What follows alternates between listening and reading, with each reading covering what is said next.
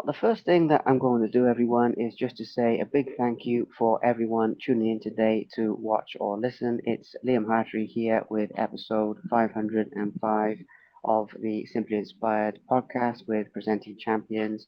And today I am talking with Lindon Coombs, hopefully saying that the right way, an amazing athlete, an amazing boxer, and also a very motivational and inspirational figure who does a lot of motivational and inspirational broadcasting across his social media outlets on TikTok, YouTube, Instagram. He's everywhere. He's not a hard man to find. We'll give that more of a shout out later. But suffice to say, a very inspirational figure. And today we're going to be talking about Lyndon's journey, and we're going to be talking about some motivation and inspiration that you guys can take away and use in your own lives. Now, most of my audience are used to this outside life by now, but fingers crossed the sound and the light will be okay because I'm under the shade of a tree here. As you can see, it is very, very hot today, up to 38 degrees. But that's a story for another day. Anyway, Lyndon, thank you very, very much for taking time out of your weekend to do this talk. And as I've said, it's absolutely awesome to be here with you. So thank you very much. No problem. It's a pleasure to be here. Absolutely. So we will kind of walk through your life for the next sort of, 45, 50 minutes, however long we do. And I would like to go very briefly back in time and talk a little bit about where you come from. We won't spend a really long time on this topic, but just to give people a little bit of background, especially with regards to the mindset, because you have the mindset obviously to achieve and to motivate others and to inspire others. But I'm sure that's been a journey that you've been through to get to that point. So, can we start by just sharing a little bit about your background, please? Thank you very much. Yeah, no problem. So obviously my name's Lyndon. I'm born in a small town in the middle of the UK called Burton-on-Trent. I've been born and raised there. I'm now 26 years old. In terms of the journey, growing up, I kind of started out, I suppose I'm kind of a bit more shy, a bit more timid. I kind of always sort of played football. But then I also kind of went through times where I was kind of struggling with my weight, especially growing up, kind of feeling a bit lethargic. I was always like a bigger guy, struggling to fit into clothes, stuff like that. Um, so I suppose it's kind of always been a battle, probably since about secondary school. In terms of myself, when I was growing up, I was making, I kind of always been like a content creator, kind of always made YouTube videos. So I suppose probably since about the age of 12, 13, people have kind of seen like an insight into my life and kind of now kind of taking it all the way down to becoming an adult and now taking on adult responsibilities, seeing life change. Now for family, having kids and stuff like that, it kind of obviously then changes the motive. But in terms of myself, I suppose I've always kind of believed that like I was meant to be that person who can provide like an insight and kind of like believing in a dream. I think from being young and seeing other people do it, obviously I grew up in sort of the kind of YouTuber, so I kind of people saw people like KSI. I saw sort of other content creators who were obviously doing this YouTube thing from like 10, 12 years ago and kind of being really successful at it. So I always believed if they can do it, why can't I do it? And so I've kind of just chased this dream, like started out making little events, making little videos, and yeah, 10 years later, we're still doing it. We're still loving it. Yeah, that's just a journey so far. That's amazing. I mean, that's obviously an overview because I'm just trying to include everybody. Some people hearing this for the first time, and some people who know you well. And so that's a question for them hearing it for the first time. But for the people who know you well, I mean, obviously, some people have been following you then from like your early teenage years to now. Can you share with us a little bit about like what that relationship is like? Because there's people out there who literally watched you grow, and I mean that sort of internally, externally, in life on the outside, life on the inside. They've seen you develop as a person, and I think that's really cool. Because we often focus on the negative aspects of the internet, and we often focus on the criticism and the haters. I will touch on that afterwards of how you remain resilient in that area, but focusing on the positive first. Tell us a little bit about what it's like, basically growing up in the spotlight or growing up in the public eye in the sense people are watching you through every step and I presume through the highs and the lows, if that makes sense. Let's go a little bit deeper into that. that process from early teenagehood to now, if that makes sense, Lyndon. Thank you. Yeah, yeah, of course. So, I suppose I kind of get to say like the highs and the lows of it. I definitely experienced both. So, obviously, when I started out, I was in secondary school, and a lot of people in my school checked out my videos. Like, it was to the point where, especially as I was kind of getting into it, some of my videos would get played out in class whilst I was in class. Like, so my classmates are kind of watching it. It's kind of going around other schools. So that's like a surreal moment. It's like to know that you're being viewed by like your peers, and like people approach me, be like, "Oh, I really enjoyed your video." Um, so I originally started out doing sort of like gaming content because when I was younger, I did play a lot of games, kind of your FIFAs, your Call of Duties. So I started out in that sort of lane. Did that for about a year and a half. Got to my first 100 subscribers, and that's when the first sort of downside came. So basically, I was in school one day, just working on the channel. I think I had to go outside the room, in like the IT suites where all the computers are, and one of my so-called friends decided to go onto my page and basically delete it. So that channel that I worked on for about a year and a half got deleted, and obviously everyone knew about it, and obviously people were like kind of annoyed and angry about it, and be like, "Oh, you're not going to beat this guy up." But like, as much as I was annoyed, I kind of knew that I could just needed to carry on. So obviously that I made the change to kind of what I do now, more face to face. I was doing kind of vlogs and music and other things, and we built it back up. But yeah, like obviously you do learn as you get bigger, people want to start to bring you down, and I guess that's kind of what I've seen. But in terms of general support, like literally from being invited to like different places to people just recognizing you, people asking for photos, like and just having a good connection to people around me, my family, I suppose know me a bit better because I make the videos, they get to kind of see what's going on in my life. And yeah, I've kind of like I don't really have a best friend, but like the kind of relationship I have with kind of my YouTube audience is kind of one of that. So like throughout the years, they got to know me, I've got to know them, and it's been great. That is very cool. Very, very cool. Also, the consistency. And that's another thing that I want to mention here, Nathan, as well, is staying consistent because, especially going through the teenage years and, obviously young adulthood as well. I mean, even where you are now, you said about, having a family and adult responsibilities, but also, in the teenage years, there's other distractions that come in for a lot of people. And I've seen a lot of people with great potential get pulled away from that by things that are, very temporary, but they seem appealing at the time, unfortunately. And obviously, somehow you avoided that and kind of stayed on the path to still be doing this now and getting bigger and bigger. And I think there's a valuable life lesson in there as to how you basically stay focused and consistent. I mean, that's the question, really. Yeah, so in terms of me, I'm not gonna lie, I'm not perfect. And I think if I had, because if I uploaded consistently in the days of like 2013, 2014 to now, probably the platform will probably be way bigger than it is. So obviously I've not stayed that like on that level. But in terms of me, I'm someone where like I always believed in like what I could get to. Like there's videos of me at like 16, 17 talking about what I could be at 25, 26, 27. So that was always something I believed in. And even through times where like so let's go you have to go to work or you're in like education, like I was like doing like sixth form stuff like that where I've obviously had to put times into other things, obviously starting to like go out and stuff. There was time where like kind of my content went more towards kind of like drinking and having a good time, but at the same time I was still uploading, so letting people know what's going on in my life. So it's just been a case of just keep believing in like the project and knowing that like me knowing that I have the confidence, I have the skill to talk to a camera, people enjoy it. Why would I stop? And yeah, I suppose over the years, I've always just came back to it, and over the last kind of 2, 3 years, especially just came back in towards the boxing and stuff like that. I've just started to really enjoy it, and I think I've kind of hit my kind of consistency, which is good.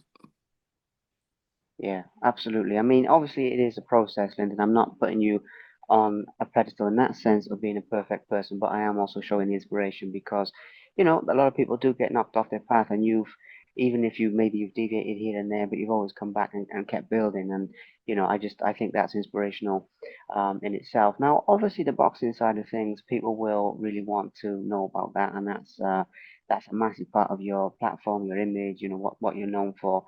So I would like to touch on basically where that came in. I mean, I'm wondering if, just to give the context on that, because obviously I've seen your fights and everything, but I'm not sure what the initial inspiration was. But you mentioned guys like KSI earlier and all of this. Was it because other YouTubers like that were doing boxing, or is there like another reason why you decided to give that a go and do what you're doing now in the ring, basically? Yeah, I'm sure. To be fair, around that time, so my first charity fight was end 2020. Like, so yeah, it would have been around that time, like KSI, Logan Paul, like Joe Weller, all of that when it was first kicking off. I'm sure that would have had an influence on me looking at boxing at the time. I did kickboxing as a kid, so I kind of had like a little experience in it. So I knew I'd kind of know some of the details of it. Um, but in terms of me doing boxing, what was going on in my life at the time is I was playing football as an adult. I wasn't getting on too well. Like I was there training, playing every week, but like I wasn't getting into the team. I was quite overweight. I was quite sluggish, and it just like football just wasn't working for me at the time. Like I didn't feel like I was getting anything. I wasn't getting much out of it. So I was like, let me do something where I can really focus on myself. I can get fitter. And I saw the opportunity to do one of those charity events, those white collar events where obviously you go 16 outside guards, you fight in front of like a home crowd and sign off for 8 weeks of training. So I did that, went quite like focused quite hard on it. Literally went one of my mates like a PT. I like hired him out. We're doing like sessions on the weekly and like I trained really hard for this fight and then went in there. Then I won it, not just before I went to uni, and that kind of felt like a turning switch. And I thought, let me just carry on with this, see where this goes, and that's sort of how the boxing journey started out. Okay, that is very cool because, like I say, I mean, seeing your fights and everything is one thing, but I wasn't sure until the day what the initial inspiration was. So, walk us through, like I said before, just including people who are hearing this for the first time, and obviously the people who know you well. But another one for people hearing about this, hopefully, we'll put some more eyes on what you're doing. Can you walk us through some of the highlights of your boxing career so far? And really, this question is kind of your favorite moments. It doesn't have to be always the biggest moments from the outside looking in, although we can mention those, but the moments that are the most special to you personally so far from your boxing career would be great to hear about those, please. Yeah, so um, obviously the first win that I mentioned there, winning in front of my hometown, like because that no, I remember that day when I did that, and I told 3 tables, so 3 tables of 10, which is 30 people. That's a big amount of people, like friends and family. Everyone came down, so it was almost like a pressure.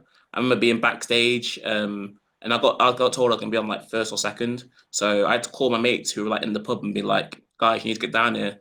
And they were like, Lyndon, you better win this. Like they were proper like we spent this money, you need to win this. Like not even like being like supportive, they were just like you need to win. So like I remember getting that phone call to run their way and like feeling those kind of nerves, but at the same time going out there knowing that I trained hard and went out and got that win, got that decision. So that was a big moment. And then the first time I boxed in London, that was a big moment because that was through some people that I watched via YouTube growing up. A football team called SE Dons. They decided to go into the boxing side of things, and they were people that I'd literally watched. I'd literally gone down to London and travelled to go watch them play football more than once. So then, for the opportunity to come to go box with them, that was like a huge thing, and that's like my relationship with them, and obviously now I boxed them 8 times. But that first time when it's like you're seeing these people, Don Strapsy, Big G, these people who are like big internet personalities, and they're talking about you and your fight and your skills. That was quite a surreal moment. So the first time I did that, that was amazing. And then I would say not to kind of go on with it too much. There is loads of moments, but the first time I boxed back at home, like back in the sort of unlicensed scene, I came back in the summer after about 5, 6 fights, and I boxed in front of a home crowd against a fighter. It was like kind of a local rivalry, Burton versus Derby. We sort of built it up. We were like saying that he's like, oh, he's gonna beat you. I'm gonna beat him. And like I went out and won that fight, and I was favorite fight of the night. So that was an amazing moment for us again, for loads of family and friends. And yeah, there's just been so much. Like I could talk about headlining shows and stuff like that, but yeah, they're the 3 that kind of reached out to me so far.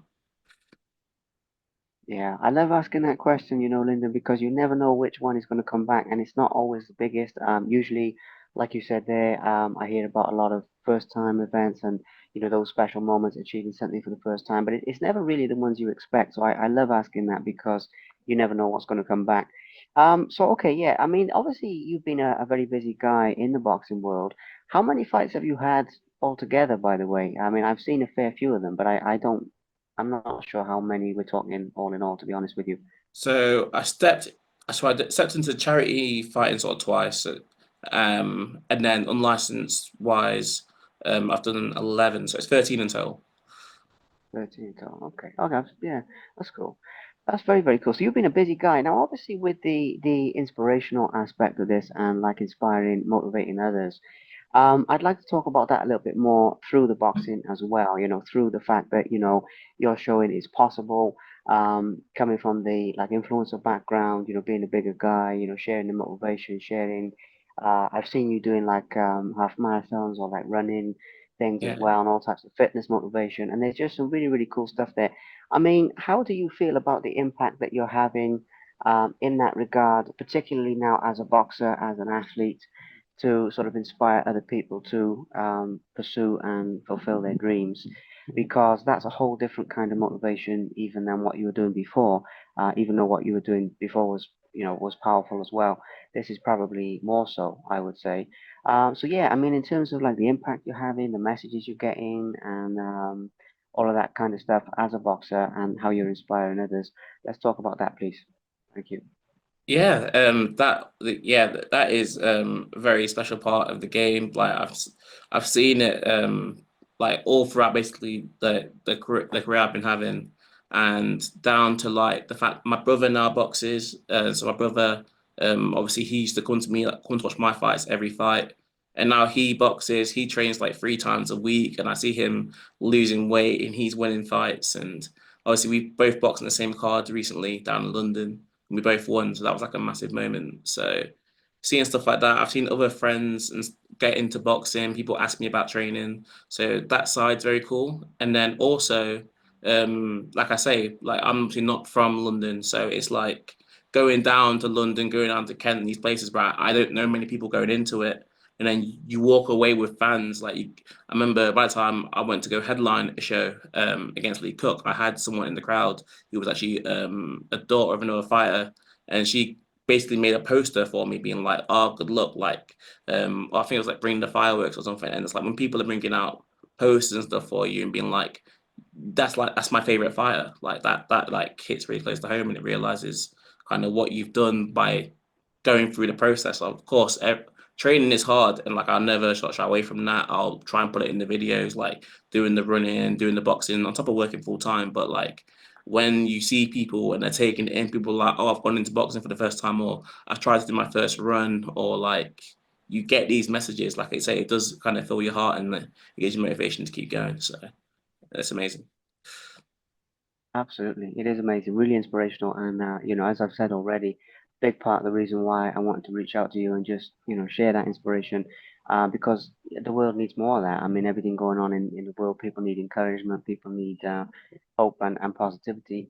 Another thing though that people always want to know is about the toughest fights and like the most challenging moments. Now, with this, as you know all too well, being in there, it can be literally the fight itself and like how hard someone hits and the skills. But it can also be like a lot of times I ask this question and it can be something going on in your life outside of the ring and you have to kind of focus through that to win the fight. Mm. And it can be other sort of things that people don't always see just from watching the fights usually. I mean, I know in your case you share a lot more. But anyhow, with that sort of topic of the most challenging moments, how you overcame them, what you learned from them, all of that kind of thing. Can you share with us a little bit about that, please? Yeah, so I feel like I've kind of got a few stories with this, but I suppose where I'll start is when I first started fighting in London. I was in university at the time, living in halls, and I just didn't have a lot of money. Like, so like there was weeks where like I literally couldn't go afford to train. There were fight weeks where I couldn't even afford to get my train down to the fight. Like I was really trying to do whatever to make it happen. Obviously, I was running a lot more than I probably was in the boxing ring. But yeah, there's times where I've just really had to make it. And obviously, you're fighting people. These people have had full camps. These people have got the support. They've got sponsors, and like I'm just doing it on my own. But it's like it's that belief that like I can overcome those barriers and still put on a good performance. And yeah, so I've kind of been through it in that sense. Of course, thinking outside the ring, trying to work full-time jobs whilst also being a student and also trying to fight like yeah, there's been some real struggles mentally. I've had days where I don't feel up for it, but then as soon as that bell goes and that the referee calls you in and you've got a crowd around you, there's just no excuses. You just have to go out and perform. So Yeah, there's a lot. Honestly, I could talk about a lot, but that's kind of just a bit of it. Yeah, well, that's part of the inspiration, though, isn't it? I mean, what you're saying there about that sort of behind the scenes, and the dark days, and how you come through it. And anyone who's chasing the dream, they have to know, and they have to be real that that kind of stuff is going to happen. But it's very much like how you respond to it. I want to ask you as well, Lyndon, as well. I mean, you mentioned one other thing earlier where you which I meant to go back to, and it actually slipped my mind for a moment. But I want to touch on this. You mentioned earlier about like being a little bit shyer and a little bit sort of quieter or whatever when you were growing up, and I'm obviously looking at you now, and I think I mean, you seem very much like a people person. You're very easy to talk to. Like we've met for the first time, and all of that kind of stuff. But I wanted to touch very briefly on that as well, because you have been in a very interesting position with this. Like what you said about your first charity fight, and your family and your friends and everyone who knows you being there and saying, "Hey, you've got to win this," and like the risk of like the embarrassment, the humiliation and stuff if you hadn't have won it, but then you did win it, and like really jumping in the deep end with what you do. But that also, I would imagine, has given you a process of being like more outgoing over time. I'm guessing because you seem very outgoing now. And there's a lot of shy people out there who are going through that kind of process, even if we're speaking now to like the younger ones, but it can be at any age. Do you have any advice for like overcoming that aspect? Because you've gone from being like quite quiet all the way to like headlining shows and being like a major influencer and having this impact on people. And I'm just curious about that inner journey of becoming more open and more sort of um, accessible to people in that sense, if that makes sense. Can we talk about that a little bit, please? Thank Yeah, you. so I suppose there's kind of two lanes of thought I would go into it. The first one is like you need to sort of envision like when you're sort of looking at what do you want your life to be like, where do you want to go, what rooms do you want to be in, and thinking sort of what type of person do you need to kind of be in those places. And I think a lot of people they kind of get held back, especially kind of now with social media. You kind of get sort of called instant feedback if someone doesn't like you or someone is feeling like, oh, this is a bit cringe or whatever. Like sometimes you can let that sort of go against you. But you got to realize that like if you wouldn't swap places with that person, then don't take that to heart. And there's a lot more when you do start putting yourself out there, people will respect it and people will you'll have a little conversation along the way and you'll build the right sort of characters around you and you can see that change very quickly and the moment I stopped caring about what people think in that sense like my world sort of changed. Like the moment I could be myself on socials, not try and act cool, I guess, or whatever my perception of cool was. That's when I felt the most free. That's when people really started to connect to me because they were seeing like a true version of me.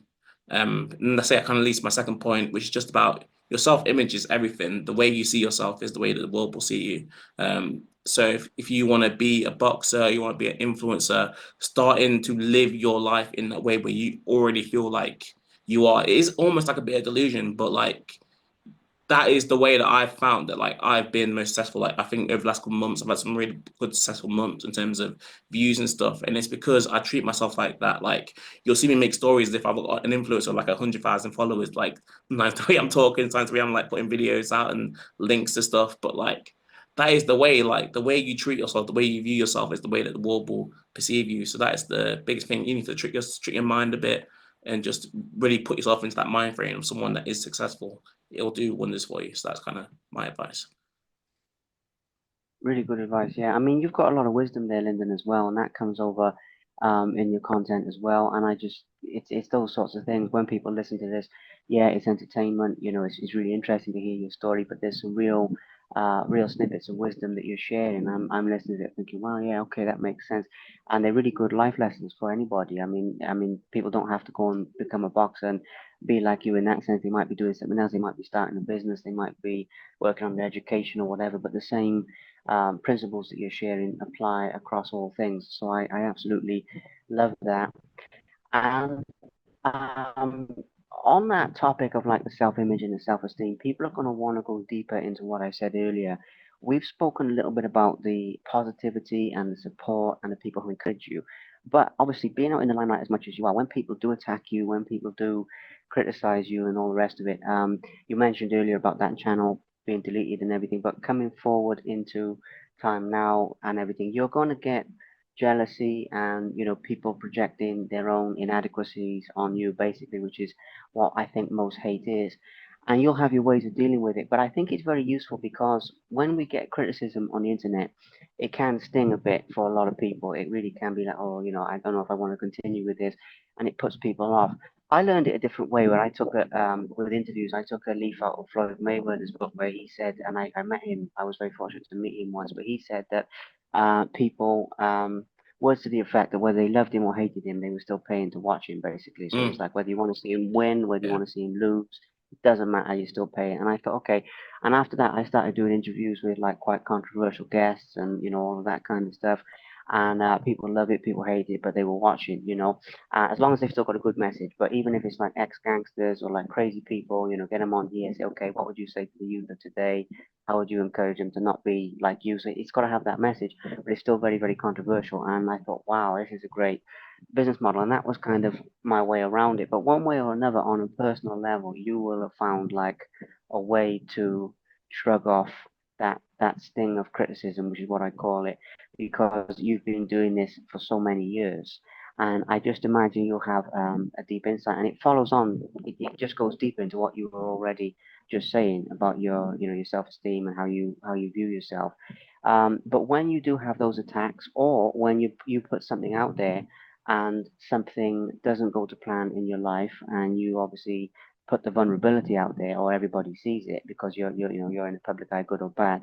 I'd like to just talk about how you respond to that and keep moving forward because um, 90% of people I think are stopped from doing their dream because of the fear of that type of attack, and you know how to push through it. So it's a long way to describe that question, but I'm just trying to give you the context. Your thoughts on that, Yeah. please, and thank you.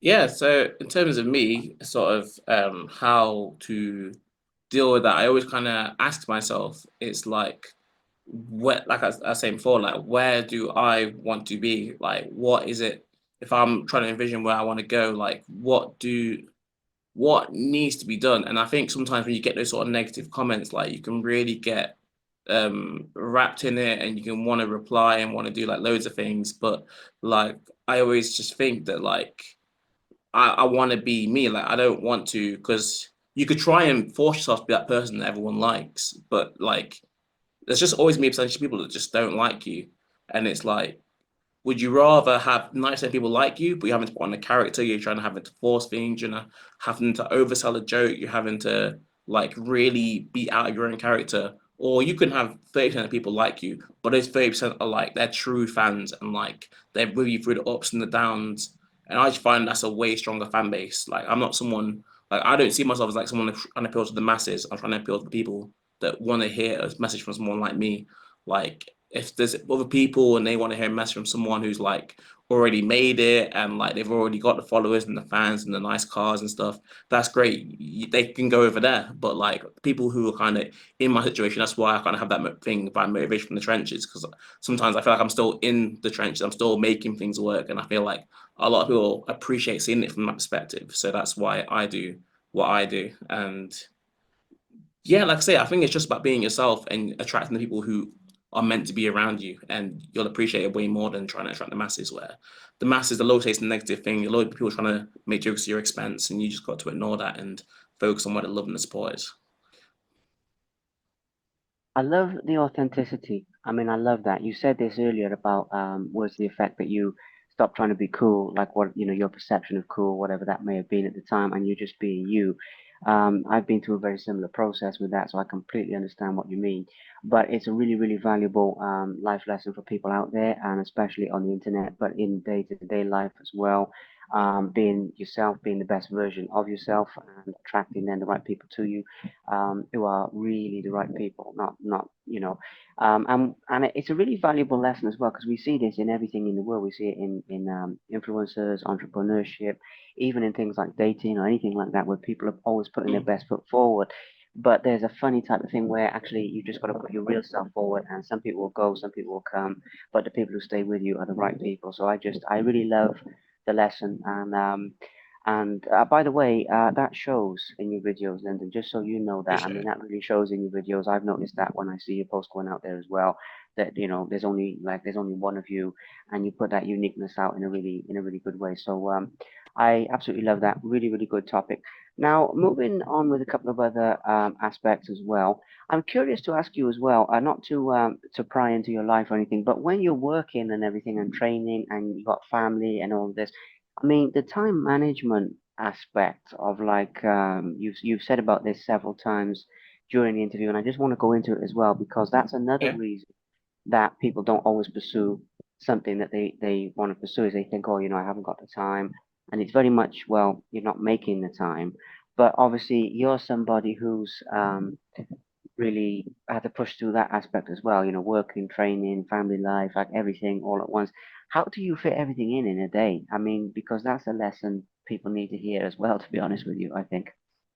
Yeah, no, there's definitely times where it is tough, and there's times where you are tired. But once again, I'll just go back to that kind of core message, whereas you have to sort of prioritize what you want to do and what you want to achieve, because time's one of those things that like it flies by so quickly. Like I remember being like just 20 years old, like I've got all the time in the world, and now I turned 25.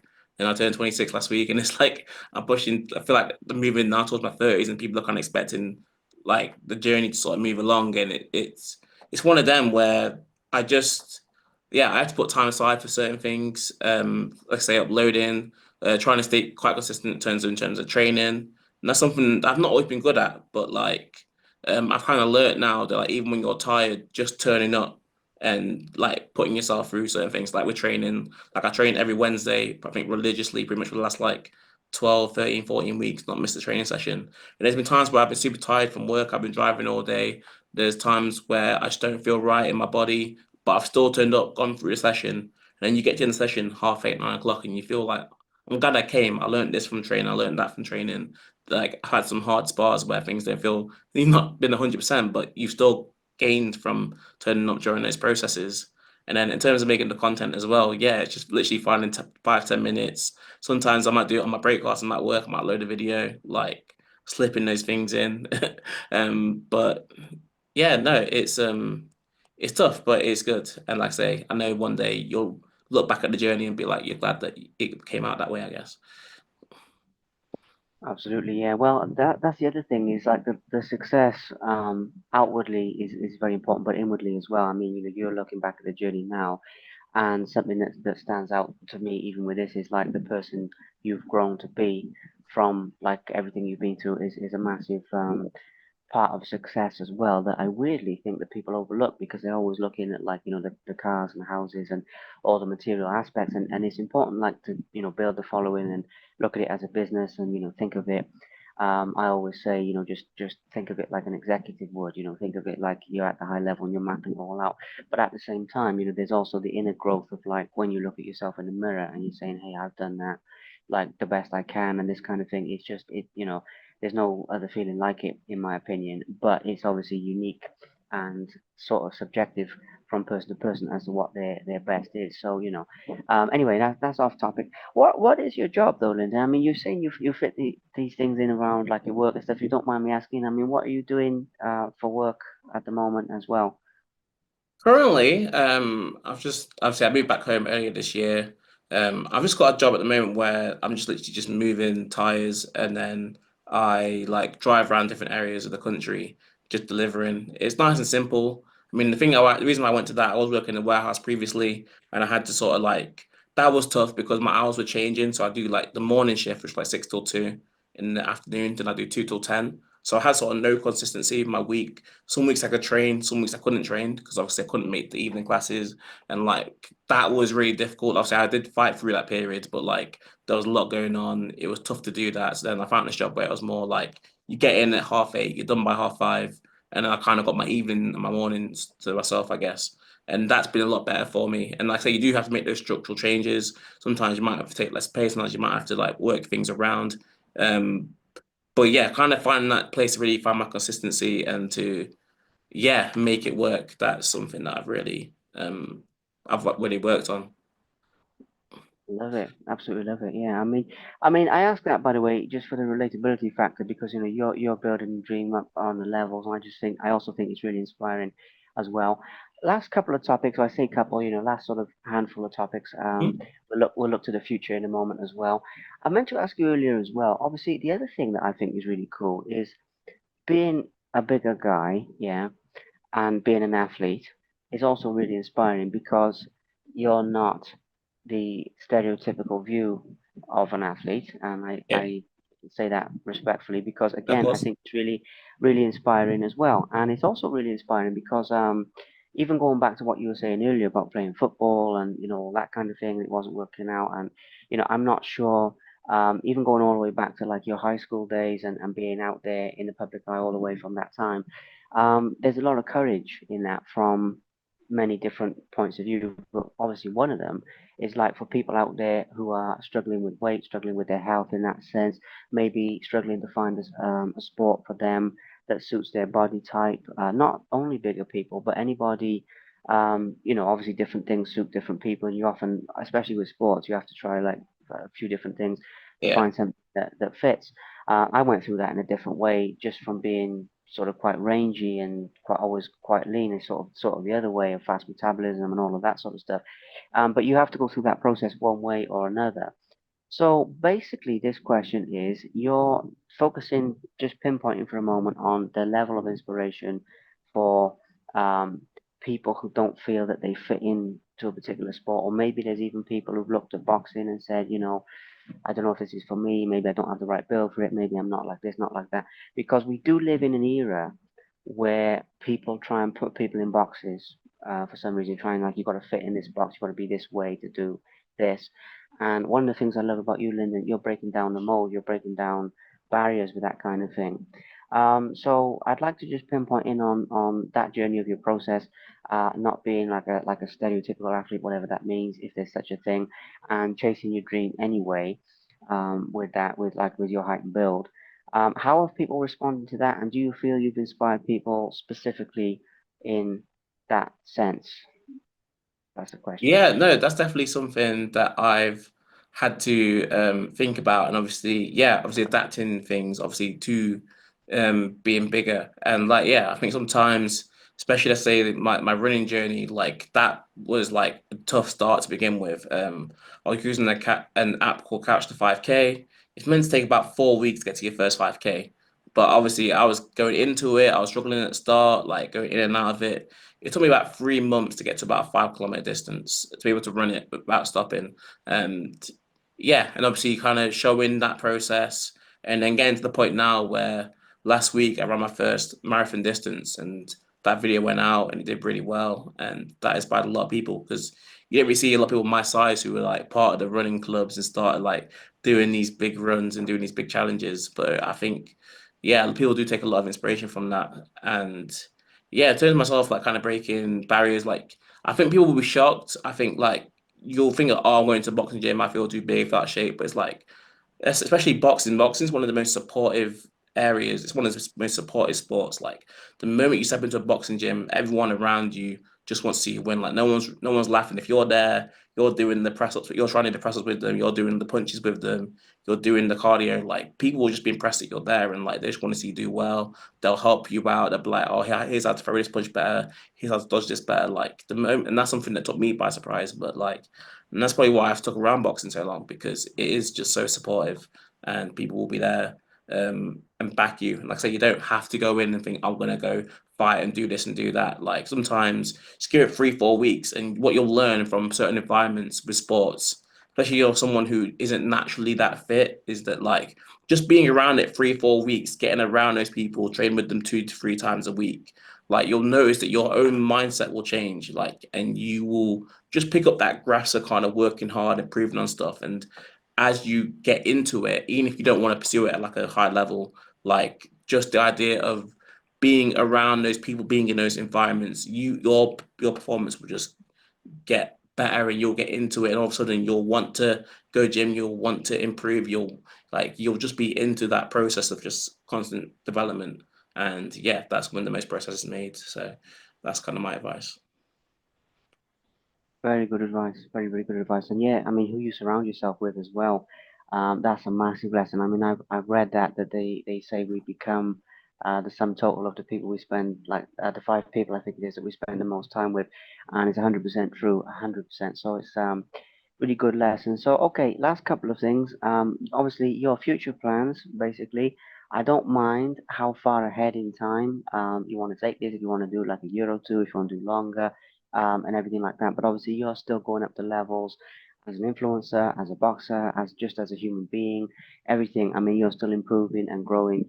So I would like to talk about the future goals that you have, like if there's particular fights that you're targeting, if there's Mm. particular sort of levels you're looking at with the social media side, just anything you'd like to share about the ongoing process and where you're going to be um, moving forward, basically.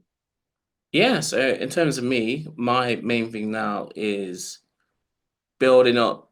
I suppose there's kind of two goals. The first one is building up sort of my social platforms and yeah, really growing it to a point where not just to be like massive, not just to be like famous or anything like that, but it's like to make it sustainable, to get to the point where I could make this into a business that like turns over like a solid amount of money, like same, let's say at least the amount of money that I would make my regular job, so I could do something like this full time. Because I think once you get to that point and you could move this anywhere in the world, and I could still do the same concept, that is obviously then a huge inspiration. People be like, he was doing this for free and not making any sort of monetization from it, and then at some point, he's able to get to the point where he can live off what he's created. And I think that'd be a very good. I think it's achievable, but I think it's also a very like inspirational goal for a lot of people. So that's something I'm working towards. And yeah, also I want to say with that, it's like so obviously I moved to London. I went to London for uni for 3 years. That's like the capital of the UK.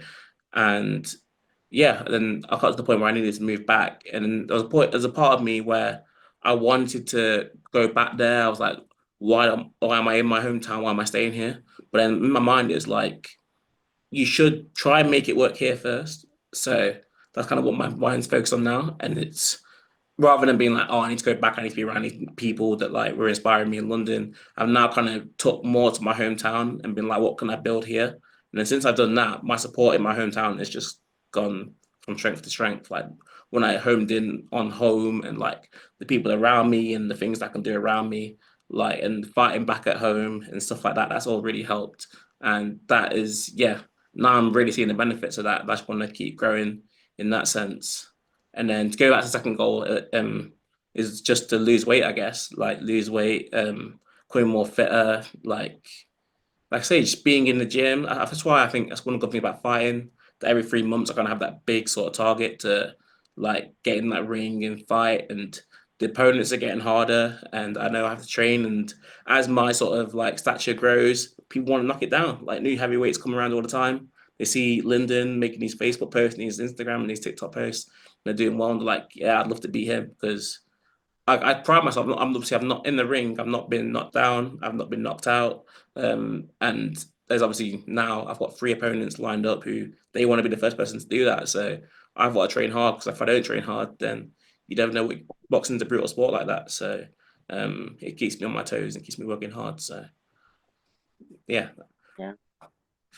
Okay, so that's the future goals. Well, I am very excited to see not only the future fights, but your future growth. I want to tell you one other thing, Lyndon. I asked you the last question now, but I want to just tell you one other thing. Hopefully, our paths will cross again after today, okay? And fingers crossed they will. But whether they do or don't, I want to just tell you this. As you've probably seen, I'm over here in Cyprus, and I'm originally from South Wales. I'm from a town sort of near Cardiff, and I've been out here now coming up on 2 years with remote work, basically, with that sort of thing. yeah, Partly socials and partly podcasts, but also partly sort of online coaching and teaching and things like that. And I just want to tell you that it can definitely be done, and I'm living proof that it can be done because you mentioned that sort of thing, like you can work from anywhere. And I yeah, mean, you might still want to work in the UK, but it's 100%. There's a lot of negativity out there saying you can't do this because of Brexit, you can't move around, be a remote worker, and you definitely can. But even if you wanted to do it from like a different part of the UK or anything like that, I mean, there's definitely and and we're like a similar age and everything. So it's like it's definitely possible to do. And I just want to say that, just like I say, hopefully I'll pass across again, but say they never do. Appreciate that. I just want to say that just to lay it out there, and for anyone watching this as well. By the way, I mean that's the other thing, is this is like the right place for me, but for different people want different things, and that's fine. But you can find the right place for you. I mean, don't get me wrong, Lyndon. I am loving what you're doing with your hometown. I've been there on several occasions, and I'm loving what you're doing, building that up locally, because the whole grassroots concept of building things up like in your local community and inspiring people in your local community, really, a lot of these local communities need that, whereas obviously London less so. There's a lot more infrastructure, but a lot Yeah, of these communities with the youth, they need that inspiration. London's good in a different way because you've got people all around you who are chasing their dream. So it's yeah. got pros and cons, but what you're doing, giving back, love that. Anyway, so my other question is a really easy question for you. Is obviously just to give yourself a shout out of where people can follow you. A lot of people listening to this will already know you, but if there's people who've listened to this and they're hearing about Lindon Coombs for the first time, can you just give a mention to like all of your social outlets so they can plug in, connect with you, and just enjoy the journey from here? Real easy question, but give yourself a shout out, please. Yeah, so my name is Lyndon Coombs. You can find me on YouTube, Lyndon's channel. I'm also quite active on socials. So Instagram, you've got Lyndon's pictures.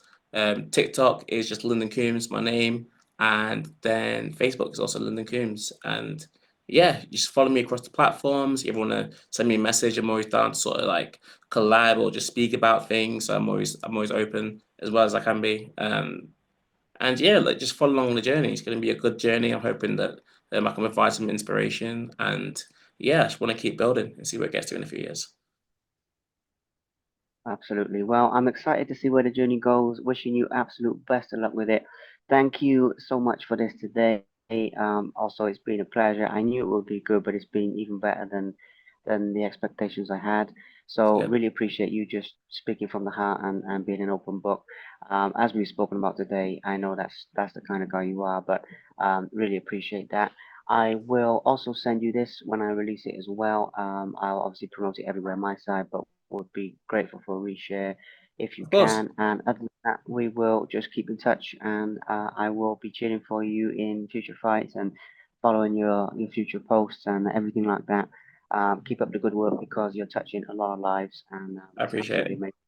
amazing. But yeah, thank you again, my friend. Enjoy the rest of your weekend, and we'll speak soon. Thank you so You much. too. Thanks, everyone. Take, take care.